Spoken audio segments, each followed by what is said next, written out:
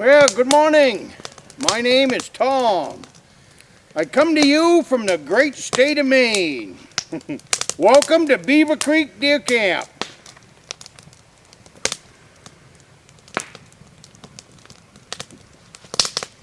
I just noticed a great big pile of sap on the bottom of that tree.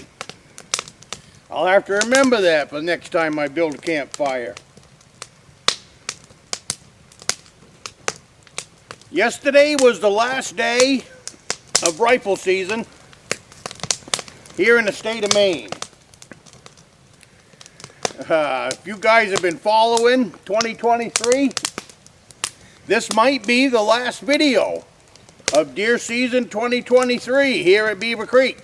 Not sure. I've still got 2 more weeks of muzzle loading season. But it is a crazy time of year for me. So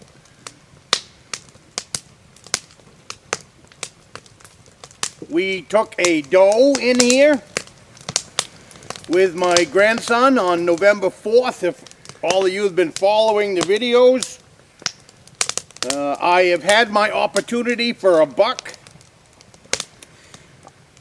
twice. I could not get a shot, so I didn't squeeze the trigger. Do I have regrets? No way in heck. I will not squeeze the trigger unless I have a halfway decent shot. I will take just about any shot as long as I think it can be a true shot. I don't just send lead out the tree stand for the sake of sending lead. But what did we learn from this season? And if you don't learn something every deer season, then you're not deer hunting. So let's turn this into a teaching moment. Maybe for you guys, but mostly for my grandsons. If you guys have been following this channel for any length of time, every video has a tone to it for my grandsons for the most part. Some of them, I hope they don't watch until they're 30. But for the most part, everything that I started this channel for was to lay the groundwork for 4 grandsons that I have. So, I'm going to talk to this video like I am talking to my 4 grandsons. And you guys can tag along if you want, or you can beat feet. But boys, what did we learn? Well, I'll tell you what we learned. We learned that I didn't have good enough shooting lanes out that side of the hunt shack. It was one of those chores that I had planned on getting to through the summer, and I did a little bit. I went out there, I trimmed out what I thought was going to be good. But, like most of the deer that I have taken, the deer have had a different idea. So, like last year's deer, it was a great shot, but he was in a spot where I never would have believed he would be. He was 30 yards out in the swale grass. I expected him on the edge of the woods coming out, where the woods meets the swale grass. Never in my wildest dream did I think he would be out in the wide open at 8 o'clock in the morning, a little after 8, 30 yards out in the swale grass, which is basically a 15-acre field, which makes up Beaver Creek. So now that brings us to this year. I know bucks like to be in the fir trees. But where this buck came through was further out than I was expecting, which wasn't far, 40 yards. But in that particular side of the hunt shack, I didn't make enough windows to see him coming. So that's what we've learned. So I have sat there hour after hour since I saw the buck. I saw him twice. If you guys hadn't caught that video, I saw him on a Tuesday afternoon at 3:05. He came through. I got 2 glimpses of him. One was in my shooting lane that I had hoped they would come from this direction and cross. That would have been all right, but he come from the opposite direction, came in at the very edge of it, on the end of it, and I only got him for 2 or 3 steps before he was back into the fir trees. So then, you know, you watch and you watch ahead. I have another shooting lane, but it's down in this direction and he's over here. He never made it to this shooting lane. What he had done was came in and kind of made a loop up. You know, it would be downstream on Beaver Stream. But that's what he did. I got him one more glimpse. I did get the crosshairs on him, but I had no idea what part of the body I was on, because it was just a glimpse through the fir trees. So I would never squeeze the trigger on that. Some guys might. You're looking at one that won't. Because taking the deer in a good, clean, safe kill is more important to me than putting another deer on the rack. At this stage in my hunting, there's enough deer on the rack. You know, so it basically is one more buck. You know, one more buck on the belt notch, I guess.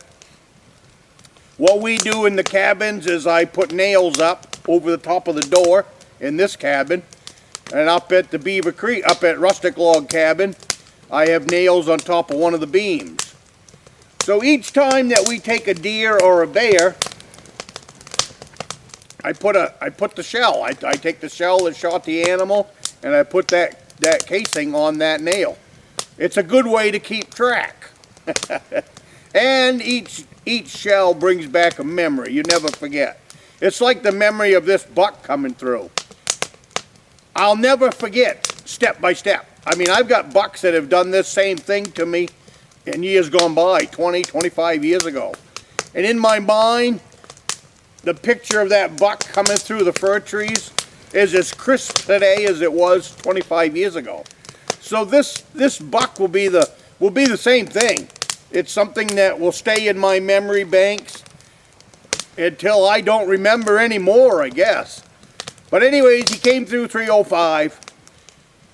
The next night, the wind was in the wrong direction, so I didn't set in that stand. If you look in my video today, I've got an orange flag right here in the tree. It's a piece of surveyor's tape. Depending on which way that thing is blowing will depend on which tree stand that I set in. I have probably 2 more stands to put in here at a minimum, and the same deal. It'll just enhance how I work with the wind. I don't believe in scent control products. I think scent control products are a gimmick to sell to people. So I deal 100% with the wind for a lot of reasons. It's a video all by itself. But if you're not controlling the wind direction to where you're setting or standing, you're really not deer hunting. And I don't care how many scent products you buy.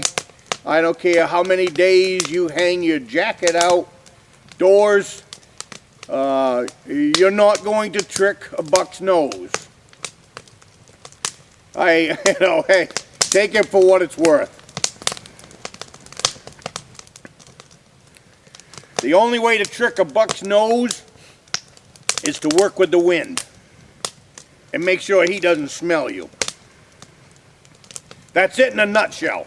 Boys, that's it in a nutshell. I'm talking to my grandsons. The rest of you want to go the other way, go the other way. But boys, I'm talking to you. Work with the wind. Keep that wind in your nose, in your face. Don't ever let that wind come from behind and blow into the area that you're hunting. Never. If it does, 9 times out of 10, go home. So, what we did over here for the doe, the wind on that flag was blowing straight towards the cabin. and it was a hard wind. It was 30 miles an hour, hard. We climbed up in the tree stand, and I'm just shaking my head because I hate hunting in wind like that.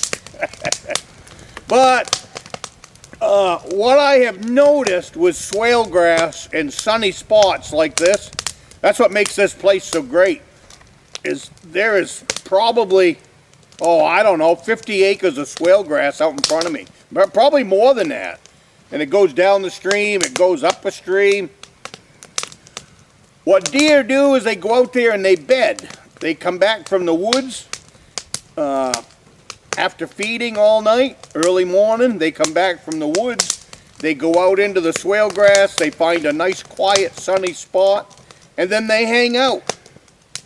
And they let the sun beam on them all day, and that's what happened on November 4th. It was an extremely windy day. Out in the swale grass, there's no noise, there's no sticks breaking, it's quiet for them, it's relaxing.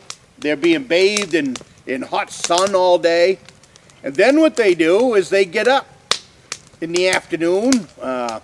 It could be anywhere from noontime to 3 o'clock. I mean, that's why a lot of people miss out on a good deer hunt at noontime. Deer are traveling at noon. And in this swale grass, they can be traveling. They can say, well, it's time to get up and move. So what they did, and that's what happened that afternoon, we was in the stand. I figured I would give my grandson the last 2 hours of the day because he can't sit there that long. He's 12 years old. He's going to get bored. And I wanted to keep it happy for him. And I also know them deer do it. You know, hopefully one was out there bedding down was my thought. And luckily for us, there was 2 of them out there bedding down. And because the wind was blowing here towards the cabin, that meant when what they were doing is coming out to the nearest piece of woods to the swale grass, which is where that tree stand is setting. It's actually like a little peninsula of trees that comes out from the main trees here, and I'm kind of in the little spot there. So them deer had come out of the swale grass and was headed for the thick trees. So it was perfect. And if you haven't hunted on those kind of days, them are the things to look for. None of my hunt shacks are on a feeding ground. None of my hunt shacks are in the sleeping area. All of my hunt shacks are on travel routes. All of them.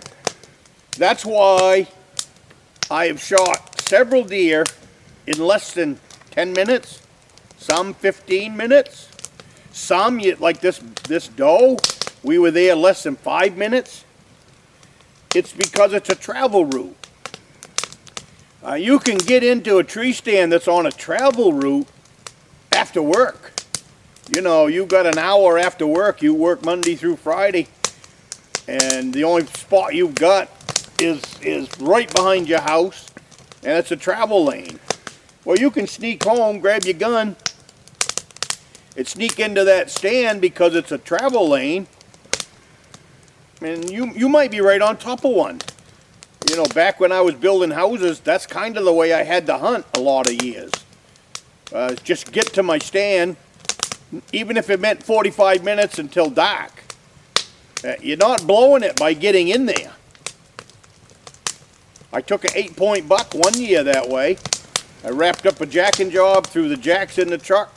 I headed to my stand. I got in my stand by 3 o'clock, and then by 4 o'clock I had an 8-point buck.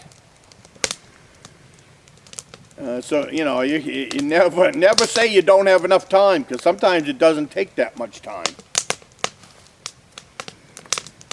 So back to what did we learn? We learned we got to clean out them. We're going to clean out those shooting lanes. We're going to make more windows. Nothing major. I don't want to change the terrain over there. But what I am going to do, because my biggest problem with this buck this year was having a chance to see him before he got to my best shooting lane.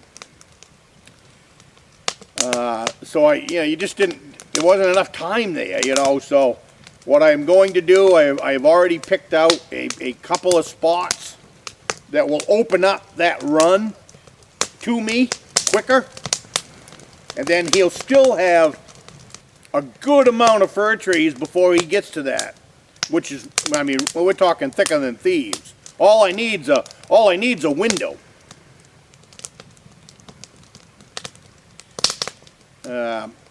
After that sucking sighting, I saw him the second time was a little after 4, and just couldn't get a shot at him. But there's plenty of deer meat in my freezer. We've got the dough in there. So we're eating really good. I've got a campfire going here behind me. I'm getting ready to bring out some sausage. I'm going to fry up some sausage here on the campfire this morning. And I'm going to make some eggs. I'm going to perk some coffee. Today is Sunday. I'm going to enjoy the cabin. Deer season for the bulk of the hunters is over. So that means one thing for me, and it means the same thing every year. The woods are finally mine again. The bulk of the hunters will go home. The only time they come out is for the month of November. The rest of the time they hang their gun up in the gun rack, and they won't look at it again until the day before deer season. So millions of acres here in the state of Maine just became private property of the East Grand Woodsman. So, hey, have a sip of coffee with me. That was my season in a nutshell. I'll probably touch on it a little bit more, but I got a feeling this video is getting long enough.